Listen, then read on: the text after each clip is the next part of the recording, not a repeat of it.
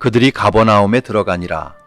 예수께서 곧 안식일에 회당에 들어가 가르치심에 무사람이 그의 교훈에 놀라니 이는 그가 가르치시는 것이 권위 있는 자와 같고 서기관들과 같지 아니함일러라.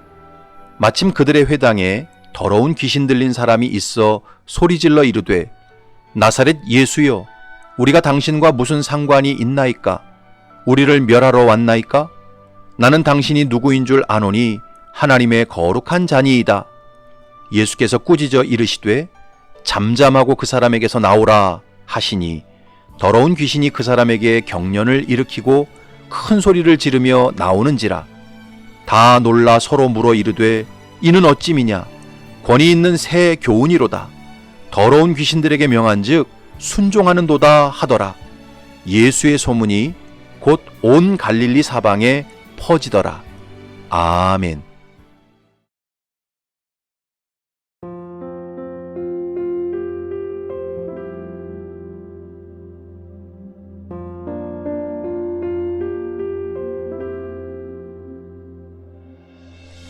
기독교 신앙의 기초를 놓았던 성 어거스틴은 이런 말을 남겼습니다.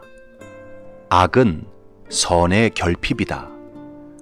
우리는 선과 악이 다 독립된 실체라고 생각합니다.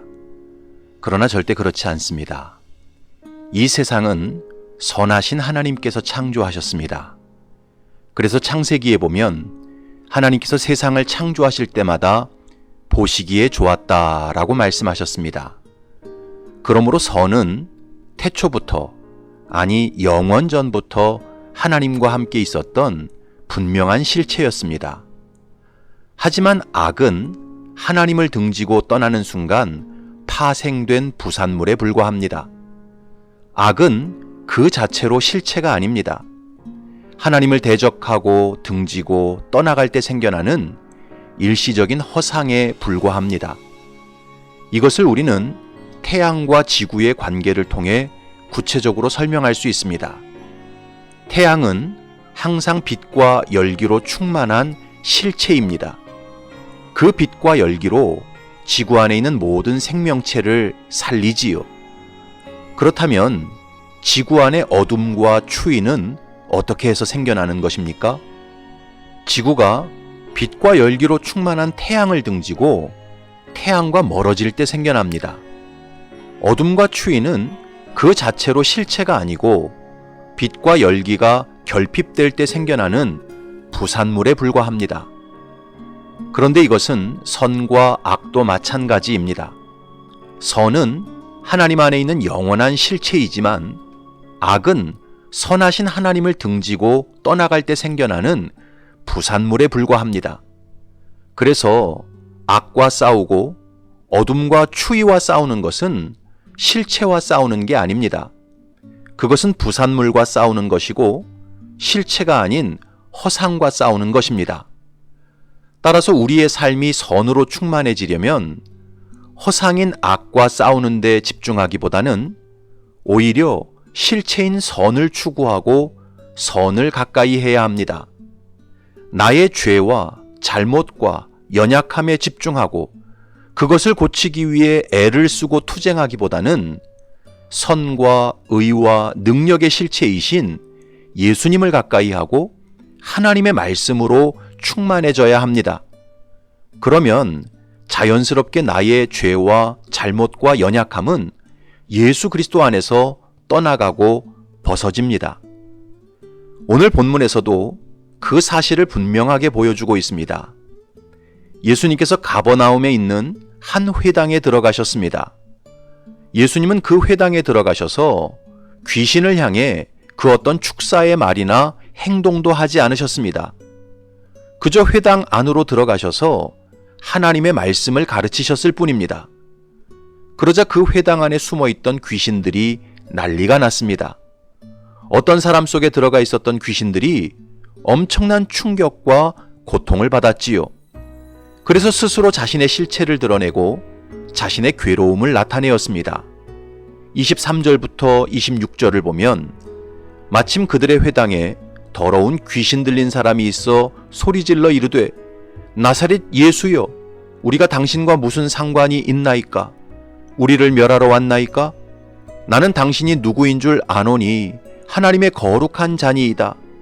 예수께서 꾸짖어 이르시되 잠잠하고 그 사람에게서 나오라 하시니 더러운 귀신이 그 사람에게 경련을 일으키고 큰 소리를 지르며 나오는지라. 예수님께서 회당 안으로 들어가시자 회당 속에 숨어있던 귀신들이 고통 속에서 소리를 질렀습니다. 나사렛 예수여, 우리가 당신과 무슨 상관이 있나이까? 우리를 멸하러 왔나이까? 나는 당신이 누구인 줄 아노니 하나님의 거룩한 자니이다.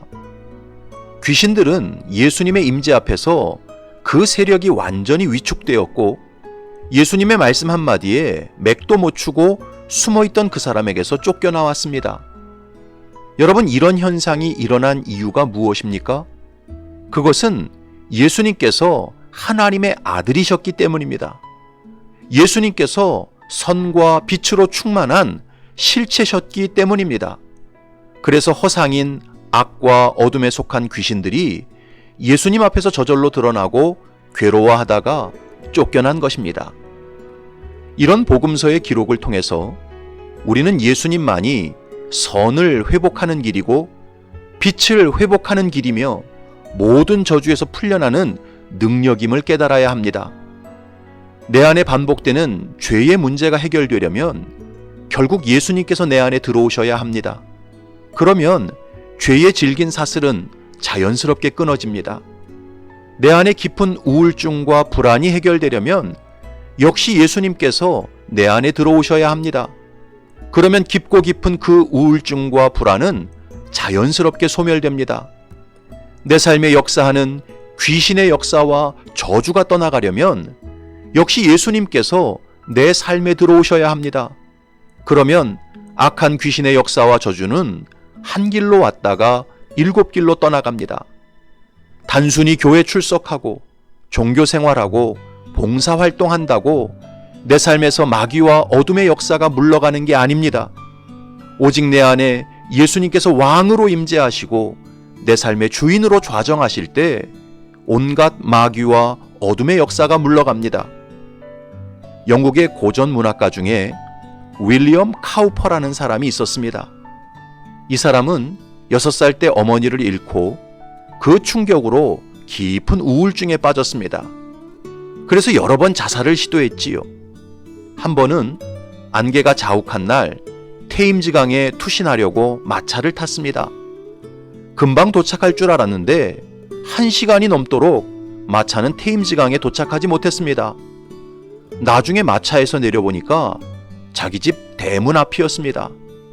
마부가 길을 찾지 못하고 계속 근처만 맴돌았던 것입니다. 다시 자살을 하려고 칼을 찾아봤더니 이번엔 칼날이 부러져 있었습니다. 또 한 번은 목을 매서 죽으려고 했는데 숨이 끊어지기 직전에 줄이 끊어져서 살았습니다. 결국 주변 사람들이 카우퍼를 정신병원에 집어넣었습니다. 그때가 그의 나이 33살 때였습니다.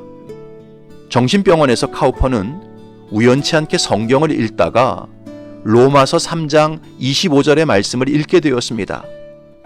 이 예수를 하나님이 그의 피로써 믿음으로 말미암는 화목제물로 세우셨으니 이는 하나님께서 길이 참으시는 중에 전에 지은 죄를 간과하심으로 자기의 의로우심을 나타내려 하심이니. 이 말씀에 큰 감동을 받고 하나님께서 나를 사랑하시고 예수님을 통해 내 모든 죄를 용서해 주셨다는 확신을 갖게 되었습니다. 그 즉시로 카우퍼는 예수님을 자신의 구주와 왕으로 모셔드렸습니다. 그러면서 카우퍼의 마음속에 있던 우울증과 불안이 떠나갔습니다.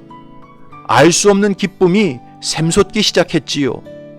결국 카우퍼는 건강도 회복하게 되었고 나중에 예수님의 보혈을 주제로 67곡의 찬송시를 쓰게 되었습니다.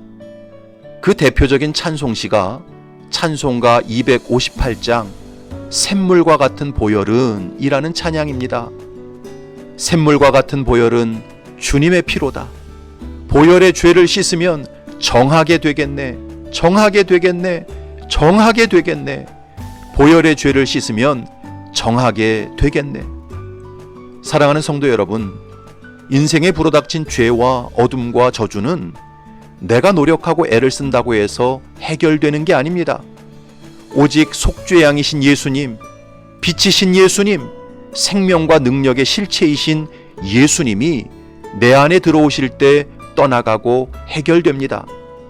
그러므로 진실하고 겸손한 마음으로 예수님을 나의 왕과 구주로 모셔드려야 합니다.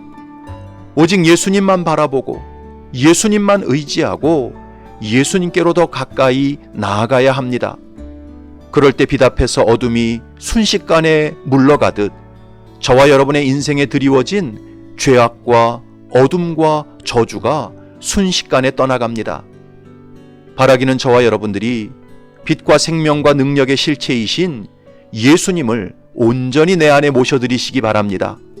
그래서 죄와 어둠과 저주의 역사가 순식간에 떠나가는 놀라운 승리와 회복을 체험하시기를 주님의 이름으로 축복합니다. 아멘.